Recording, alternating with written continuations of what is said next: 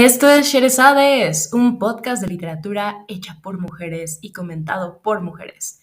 En esta ocasión tenemos para ustedes Aquí pasan cosas raras, de Luisa Valenzuela, un cuento que habla de Pedro, Mario, un maletín y la incertidumbre.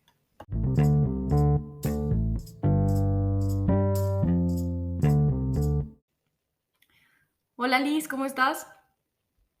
Hola Adri, muy bien, me gustó este capítulo de Sherezades. Sí. ¿Qué onda? ¿Cómo te fue con el cuento? ¿Te latió? ¿No te latió? Sí, me gusta bastante, creo que está proponiendo muchísimas cosas, ¿no? Sí, son como varios planos superpuestos. Y es Ajá. que antes de que empezáramos le decía justo a Adri, no lo entendí, lo leí 4 veces. Tengo una sensación que supongo que tiene que ver con todo lo que implica el cuento, pero pues vamos a entrarle. Vamos. Pues Luisa Valenzuela. Contextualizar a Luisa. Sí, Luisa Valenzuela, una escritora argentina que nació en 1938 en Buenos Aires. Y bueno, pues ella es hija de otra escritora, Luisa Mercedes Levinson, que es autora de La hermana de Eloísa. Wow. Sí, así que Qué bueno. buena onda, no sabía. Sí, qué buena onda. Sí, excelente, ¿no? Yo creo que hasta deberíamos de comentar algo de su mamá aquí en Sherezades también. Hay que buscarle, va, adelante. Uh-huh. Y bueno, esta chica empieza a publicar desde los 17 años. Tenía como el interés por la aventura, por la naturaleza, por viajar, ¿no? Y aparte creo que va de la mano, ¿no? Cuando te gusta escribir algo y pues tienes que explorar el mundo para tener como, pues no sé, creo que pues finalmente la escritura también es una exploración del ser y pues el viaje es una exploración del mundo y creo que las dos cosas pues es la misma gata pero revolcada, ¿no? Pero total que a los 20 años, pues bueno, se casó y se fue a vivir a París y ahí ella, pues se trabaja como corresponsal de El Mundo de Buenos Aires y hasta la fecha continúa ella escribiendo columnas de manera muy eventual, pero continúa escribiendo columnas para medios tanto nacionales en Argentina como extranjeros. También trabajó en televisión, o sea, se dedicó muchísimo al periodismo y en París empieza ella a frecuentar a los miembros del Tel Quel, que el Tel Quel pues, es una revista literaria francesa bastante importante para la crítica literaria. Y pues bueno, de ahí vamos, ella empieza a escribir de la manera en la que lo hace y en todos sus viajes, ¿no? O sea, por ejemplo, gracias a la pues a este contacto que tuvo con Telkel, escribió una novela que pues hasta la fecha es la que más se le conoce, que acabo de perder el dato, muchachos. Pero bueno, ¿tú tienes por ahí? No. Bueno, ahorita les digo. No tengo el dato. Ahorita les digo, no se me preocupen. Y pues cuando ella va a Barcelona, empieza también a escribir, escribe ahí novela como en la guerra. Entonces sí tiene muchas publicaciones que empieza a hacer de novela gracias a los viajes que tiene, ¿no? Entonces ahí creo que es bastante interesante ver cómo se va uniendo, ¿no? El viaje y la literatura. Ah, Hay que sonreír. Esa es la novela que publica después de ese contacto que tiene con Telkel. Bueno, ya ella, este cuentito que nosotros vamos a comentar hoy, que se llama Aquí pasan cosas raras, lo publica debido a pues la dictadura que hay y del mal llamado proceso de reorganización nacional en Argentina. Empieza a publicar. Sí, lo entendí. Ya lo entendí. Ay, ya respiré público. Ajá. Hay que decirlo. Entonces, bueno, en ese mismo momento en el que ella publica Aquí pasan cosas raras es cuando publica esta obra que les digo que escribe en Barcelona como en la guerra. Y pues así empieza a publicar muchas cosas así. Y en 1979 ella se traslada a Nueva York porque la Universidad de Columbia la invita para vivir ahí como escritora y publicar y total que se queda ahí 10 años, ¿no? Dentro de estos 10 años, ella es profesora adjunta de ahí mismo, de la Universidad de Columbia, de literatura latinoamericana, y pues le dan bastantes premios también, ¿no? Durante su residencia en Estados Unidos.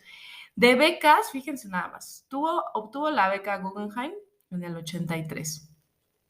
La Fulbright también la obtuvo en el 69. Y también de Fondo Nacional de las Artes para Investigaciones de Nueva York, que es una beca que se da pues casi a todas las ramas de estudio, la obtiene en el 72. Y además obtiene un montón de premios, no solamente de literatura, sino también de cine y también de periodismo. Incluso ella es nombrada doctor honoris causa de la Universidad de Illinois, de Knox, y de la Universidad Nacional de San Martín. Tiene como 11 novelas, tiene muchísimos cuentos, tiene ensayos autobiográficos, mucha autobiografía escribe también, y además es traducida a muchas lenguas, por ejemplo, sí, por supuesto inglés, por supuesto francés, pero además italiano, portugués, alemán, coreano, holandés, japonés y hasta serbocroata, ¿no? Entonces es sumamente leída alrededor del mundo esta mujer y muy reconocida por su labor literaria que ha hecho durante, pues, desde que tenía 17 años para acá. Y pues hoy nos toca hablar de Aquí pasan cosas raras. Oh, qué interesante. Fíjate que este dato que dices del Telquel me hace sentir como, oye, por ahí cuando revisabas así estructuralismo o así en la carrera, jamás dijimos, mira, Luisa Valenzuela, mira, escritoras argentinas, ¿no? O ahorita Sí. que no teníamos como el dato de la novela, es como, qué bueno que sí lo estamos haciendo ahorita. Bueno, creo que la trama del cuento en realidad, o el tema es bastante simple y sí me parece muy bien articulado.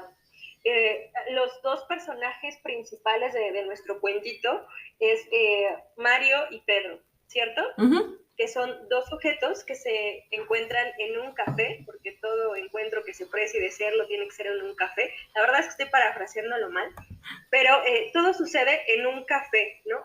Ahora que lo mencionas, pues eso es la cosa más argentina que puede haber, ¿no? Donde en cada esquina hay un café que es un motivo de reunión, un motivo de identidad, un motivo donde, un lugar más bien donde se superponen las voces y donde ahí justamente se dan muchos encuentros, se dan muchas vidas, se dan muchas historias al mismo tiempo, ¿no?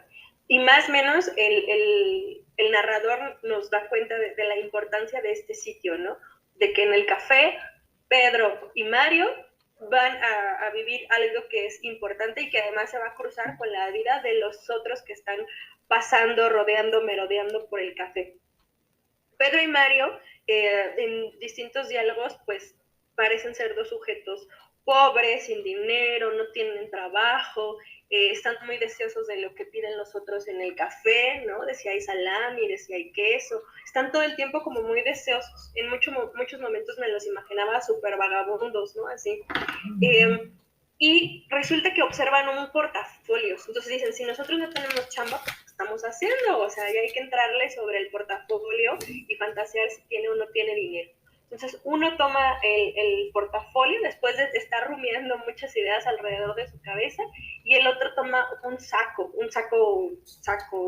vestimenta, ¿no? Y entonces a partir de ahí, cuando yo digo no entendí nada, es que es esta sensación de estar pasando en los sueños de un espacio a otro, que tú no sabes, nadie te avisó quién entra, quién sale, por qué se transformó, pero tú sigues en la trama, ¿no? Como que para ti es muy normal. Y entonces creo que esa es la invitación de Luisa Valenzuela, ¿no? O sea, que tú estás en esa superposición de conversaciones, de espacios y de sujetos que entran y salen, ¿no?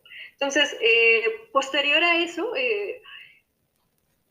estos personajes se van a estar desplazando entre las diversas calles, pero nos van a dar cuenta, como si fuera muy inocente, pero te empiezan a relatar que en la esquina hay policías que están haciendo los chequeos, que están observando qué está pasando, que están pidiendo los documentos, ¿no? Y que tú puedes, ahora que mencionabas lo de la dictadura argentina, intuir que son como estas especies de retenes, chequeos que hacían a la juventud pues durante la dictadura, ¿no? Y que además si te cachaban sí estaba muy tremendo porque te iban a llevar a los separos mínimamente, ¿no? Entonces te van hablando de la precariedad de ellos mismos, del empleo, del hambre que tienen, de que no hay como nada más, de que ahí están los policías y posteriormente pues van a empezar como a divagar sobre las personas que observan, ¿no?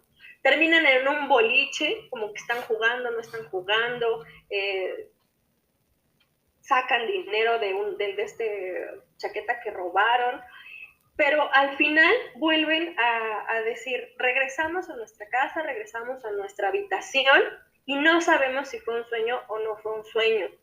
Y a mí me parece, quiero entender que sí lo fue, porque hacia el final de este cuento lo que se va sobreponiendo es golpes que están correteando a personas, que están pidiendo documentos y que hay una especie como de explosión o de ruido muy intenso, ¿no? Es decir, como si esta persecución propia de la Argentina estuviera ocurriendo en el mismo momento del sueño de estos dos personajes, que lo que más anhelan y su más grande realización sería tener trabajo, tener dinero, pedir un batido, pedir un rico bollo o algo así, y la realidad es que no pueden porque hay una precariedad tremenda, ¿no? Entonces, ahí va como lo que yo entiendo de trama, pero sí debo de decir que tiene uno de los inicios que me parecen más emblemáticos y más bellos, o sea, porque dice todo así como historia que se precie inicia en un café, toda es un cruce de vías y de vidas, ¿no? De repente juega como con las etimologías. Yo pensaba como en las tragedias griegas, ¿no? O en este pensamiento griego, ¿no? En los cruces, ahí pasa algo, pasan cosas serias y se decide el destino de los hombres, casi, casi, ¿no? También el cuento me parece que tiene un manejo del lenguaje precioso, precioso, o sea, muy, muy sutil, por ahí te delinea algunas letras como de muchachos, de esta tarde gris, o sea, se alude a la Argentina de muchas maneras, también en sus canciones, también en esta onda del pibe, del cana, ¿no? Y debo decir que, o sea, no tengo nada que ver, yo, como les dije, no sé nada de Luisa Valenzuela, no la teníamos planeada, pero yo acabo de ver la serie de Fito Páez, y acababa de ver justamente que el primer capítulo versa acerca de cómo estaban viviendo los chavos en Argentina y que vivían pues todo el tiempo tímidos de que llegara la policía a hacer revisión y que te encerraran y que regresaras o que no, esa es la realidad, ¿no? Entonces el sistema de opresión y de precariedad era muy intenso. Entonces yo no pude evitar mientras lo leí apoyarme en muchos sentidos de la serie, ¿no? Y decir, pues claro, ¿no? El cuento es buenísimo porque me está contando un momento y así un momento está muy cañón porque no solamente está ocurriendo el café y el triste portafolio y el Pedro y el Mario, sino está ocurriendo en ese momento toda una crisis, una persecución política, no hay dinero, las familias están preocupadísimas, temen por sus vidas, tienen hambre y todo eso lo articula en un cuento, ¿no?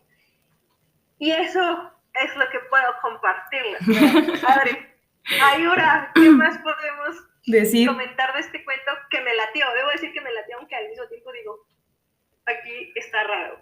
Aquí pasan cosas raras. Bueno, aquí pasan cosas raras. Me gusta mucho lo que hablas sobre que te está narrando un momento, porque además te está narrando un espacio y lo dice en el título, ¿no? Te dice aquí. Y es que ese aquí, pues sí, de alguna manera, pues sí indica una hora, ¿no? O sea, creo que el adverbio aquí puede indicar muchas cosas, o sea, por ejemplo, cuando nosotros estamos hablando coloquialmente, ¿no? Y estoy hablando de una esencia del lenguaje, no estoy hablando solamente de una estructura gramatical, ¿no? Cuando estamos hablando coloquialmente con alguien y nos referimos a nosotros mismos o a nuestra mente o a nuestro corazón diciendo aquí, es porque estamos hablando en tiempo y en espacio y además en relación a los hechos, ¿no? En relación a lo exterior. Exacto, ajá, es un cruce. Entonces, a mí me encanta el título porque justo tú lo estás diciendo, nos está narrando un momento en Argentina, ¿no? Me llama también mucho la atención lo que dices de cómo todas las buenas historias empiezan en un café, porque me acordé de cómo empezó Sherezades. O sea, justamente estábamos en un café, ¿no? Nosotras, platicando. Ajá, estábamos platicando como, ah, mira el proyecto y qué leemos y cómo le hacemos, etcétera. Y bueno, pues después recuerdo que pues ya empezamos como a platicar ya de nosotras y recuerdo perfectamente, porque bueno, Liz y yo tenemos ya unos años de conocernos, pero pues de manera como muy laboral, ¿no? Y a ratos personal, pero iniciamos nuestra relación de manera muy laboral. Y me acuerdo mucho que me dijiste, de acuerdo a lo que yo te estaba contando sobre mí en ese momento, y me dices: "¿Y por qué me estás contando esto ahorita?", ¿no? O sea, me acuerdo perfecto que me dijiste eso, y ¿Qué? Ajá.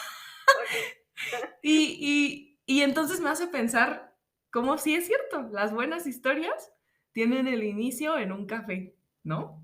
Y pasan muchas cosas en un café. Pueden ser cosas muy raras las que pueden pasar. En cuanto a los personajes, creo que todo el texto, y creo que es parte del cual hay que leerlo y releerlo, porque yo también bueno, esta yo creo que también será mi cuarta vez de leerlo, pero bueno, tú te aventaste las 4 veces ahora, yo lo había leído, antes, y sí, sí creo que hay que leerlo mucho, ¿por qué? Porque yo pienso que la narración está tan llena de incertidumbre porque, pues, eso es lo que está narrando realmente, ¿no?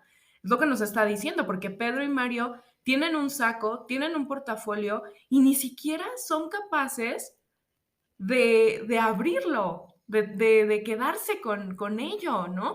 O sea, es como, lo tengo, pero ni siquiera puedo hacerlo porque esto me puede acarrear a mí muchísimos problemas y también a lo mejor ni siquiera sé si lo merezco, ¿no? O sea, por ahí dice el texto, bueno, el dueño de este portafolio es también, es igual de merecedor o no de lo que yo soy de este portafolio, ¿no?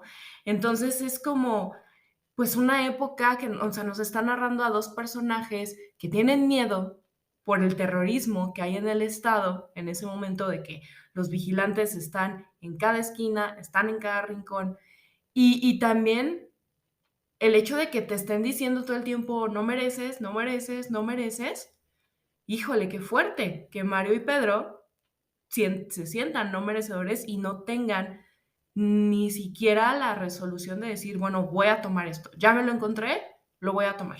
No, deciden dejarlo, ¿no?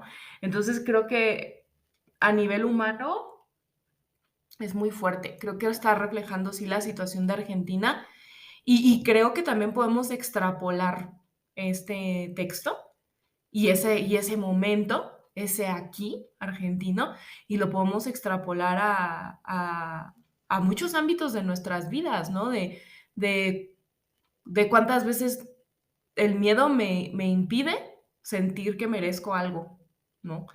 Ya sea políticamente hablando, económicamente hablando, social, emocional, amorosa, o sea, yo creo que está en todos lados. Y yo creo que esto es lo que Valenzuela nos dice, o sea, pues el miedo, híjole, aunque ni te estén viendo, ¿no?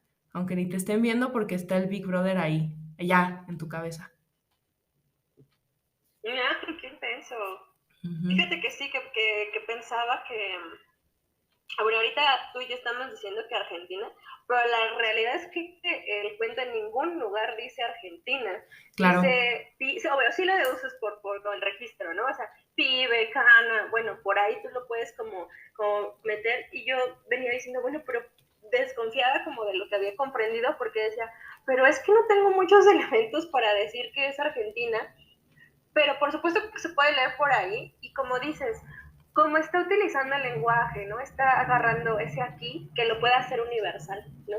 Aquí tengo miedo de la represión, pero aquí tengo miedo de comer, pero aquí tengo miedo de la violencia, entonces se puede hacer universal, ¿no? Y yo creo que por eso es buenísimo el cuento y por eso te puede impactar de distintas maneras, ¿no? No sé, me quedaba pensando que si tuviera que pensar en qué es lo mejor articulado es, híjole, qué trabajo con el lenguaje, ¿no? Con hacerme vivir esa incertidumbre, eh, poniéndome en el centro del huracán, ¿no? Por así decirlo. Y también pensaba como el feeling que me daba la lectura era un poco como como esperando a Godot, Ah, como que claro. ojalá llegara, pero no llega nada y qué Ujú. desesperación de que no llega nada y yo estoy así como en el vacío eterno ahí. Eh, no sé, a mí me impactaba mucho que Pedro y Mario pues tenían un hambre, pero una espera y una incertidumbre. Al inicio habla, ¿no? Así de, y le puse el azúcar porque era lo único que podíamos comer, ¿no? Y yo decía, ¡ouch! O sea, qué fuerte. O sea, yo sabía que tenían hambre desde la línea 2. Ay, sí, O sea, qué fuerte. sí, muy fuerte. Entonces tenía esos vibes de incertidumbre, de esperar y de no poder gozar y de no poder merecerte el bollo, el vino, eh, porque el miedo es inmenso. No sé, igual y por eso lo hace un poco inasible, se hace inasible el cuento, ¿no? Porque sí está hablando de cómo articular la incertidumbre o la angustia, ¿no? Ujú. Qué fuerte. Ah, pues dijimos que este cuento estaba más relajado. ¿Qué pasó? ¡Maldición!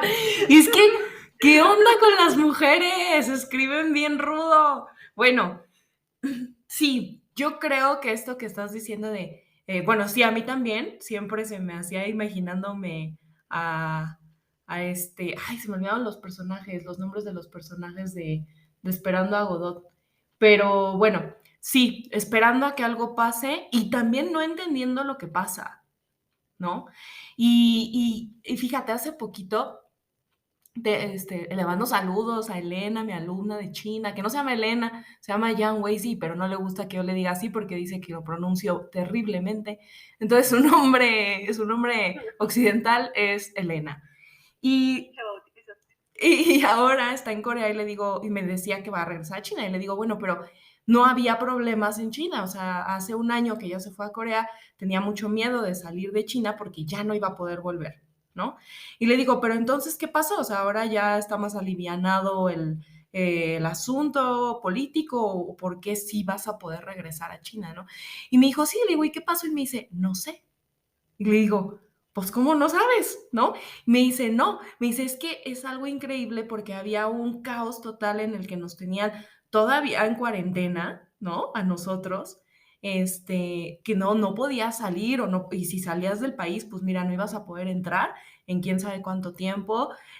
Bueno, no sé si sepan, pero pues en China no hay, el internet es rarísimo, hay que conseguir algo medio ilegal para poder tener red y no hay redes sociales y no hay nada de comunicación, ¿no? Con el exterior. Por eso, pues los chinos están en todos lados ahorita, ¿no? En muchas partes del mundo porque pues tienen que salir de ese contexto tan feo. Pero a mí me sorprendió mucho que ella me dijera, es que no sé lo que pasó. Solamente de un día para otro dijeron, ya pueden entrar a China si quieren.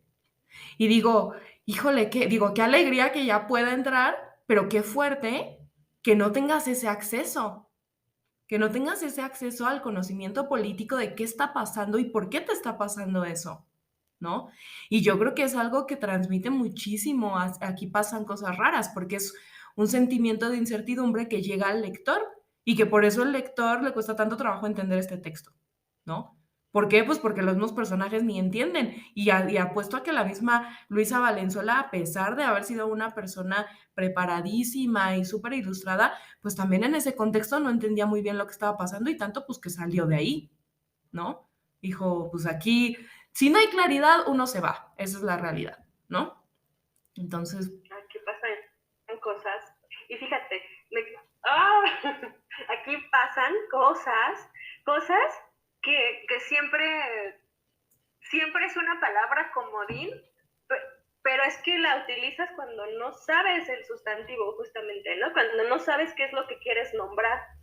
Y me da curiosidad que tú pienses en Taluna China, pero es que alude como a otro tipo de dictadura o a ujú, otro tipo de encierro. ujú, O sea, dices, sigue pasando ahorita, ¿no? claro, Y que a la vez, desde no sé nada, hay silencio ahí, ¿no? Y es el silencio de esos así secretos familiares, es el silencio donde sabes que ha habido mucha violencia, es el silencio que en México se vive con los desaparecidos, ¿no? ujú, Ese es no sé, ahorita yo así me la volé y dije, bueno, en el cuento se plantea un portafolios que nunca se abre, pero que tú quisieras abrir como lector, que quisieran abrir los personajes y que y que tal vez es un secreto, ¿no? Que, Ujú, híjole, si lo abro, ¿qué me voy a encontrar?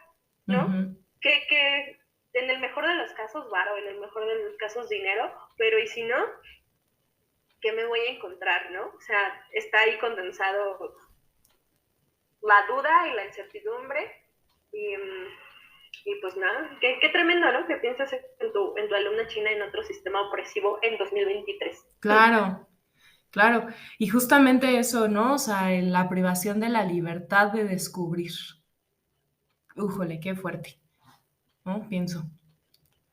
Ya, vamos a buscar una novela rosa para el siguiente. Bueno, pues esto fue Sherezades, muchachos. No prometemos nada. Esperamos traerles algo más bonito, pero quién sabe, ¿no? Muchas gracias por escucharnos. Digo, esto va a estar a la distancia, en otro tiempo y espacio, pero quiero que para este episodio tendremos muchas escuchas y compartan nuestros cuentos. Bueno, pues un gusto, Adri. Igual, hasta pronto. Adiós.